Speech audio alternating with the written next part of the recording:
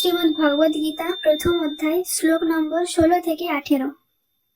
অনন্ত বিজয়ং রাজা কুন্তি পুত্র যুধিষ্ঠির নকুল সহদেবশ্চ সুঘোষ মণিপুষ্পক কাশ্যশ্চ পরমেশ্বাস শিখণ্ডী চ মহারথ ধৃষ্টদ্যুম্ন বিরাটশ্চ সাত্যকীশ্চা পরাজিত দ্রুপদৌ দ্রৌপদেয়াশ্চ সর্বশ পৃথিবীপতে সৌভদ্রশ্চ মহাবাহু সংখ্যান দধ্যু পৃথক পৃথক।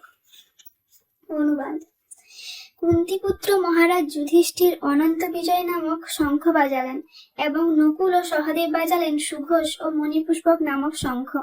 হে মহারাজ, তখন মহান ধনুর্ধর কাশীরাজ, প্রবল যোদ্ধা শিখণ্ডী, ধৃষ্টদ্যুম্ন, বিরাট, অপরাজিত সাত্যকী, দ্রুপদ, দ্রৌপদীর পুত্রগণ, সুভদ্রার মহাবলবান পুত্র এবং অন্য সকলে তাদের নিজ নিজ পৃথক শঙ্খ বাজালেন।